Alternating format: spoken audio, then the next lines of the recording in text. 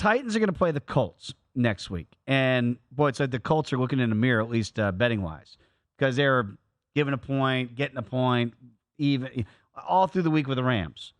I wonder if we're going to have the same scenario here because it's already open Colts one, and it's already flipped to Tennessee one.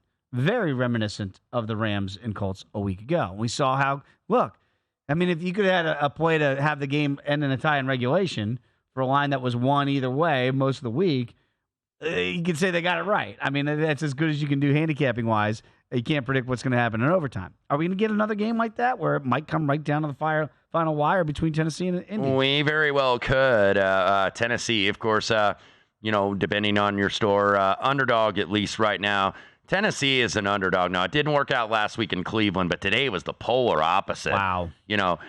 This week, the Bengals were what the Titans were last week in Cleveland, where they couldn't do anything. They couldn't score. They couldn't move the ball. They didn't know whether to or wind or watch, shall we say.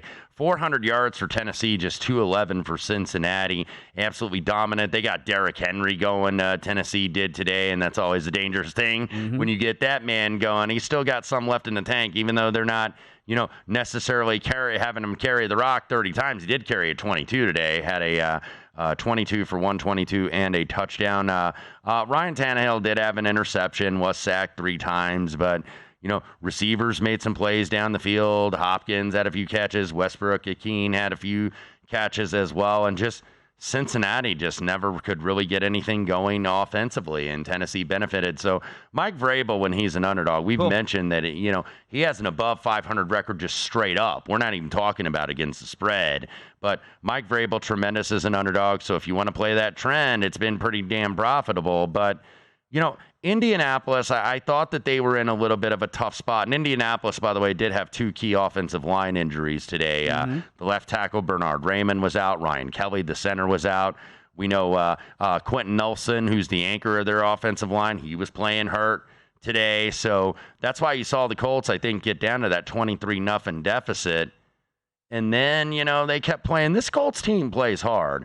And what you saw with Anthony Richardson, he'll make some misreads where it's like, okay, kid, what are you thinking when you're watching? They'll be like, oh, man, that was great. Yeah. So, we talked about him all summer that it's like, is he ready? No, he's not ready. He's probably 2 years from being ready. But you know what? You got to play him. If you're going to draft him, you want to see, because you don't want to get stuck like the 49ers have been with Trey Lance, or maybe the Jets are with Zach Wilson.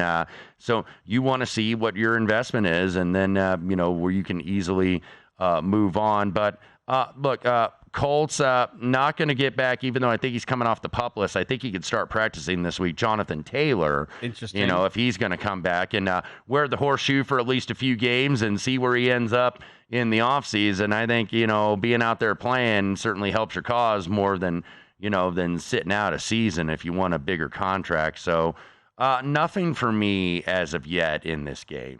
Very quickly, when I look in the futures market in the division, and I think that both these teams are going to say, if we're going to win the division, this is the type of game we have to win. The Colts right now are plus 380, Jags are plus $1.45, and Tennessee's plus 235.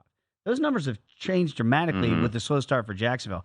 Is this one of those games realistically that if you're going to win that futures bet, you got to win a game like that? Yeah, I think so. And Tennessee was actually my bet in the summertime just because I thought at above 4-1. That was too much. Yep. But everybody's 2-2 in this division. It's the AFC South.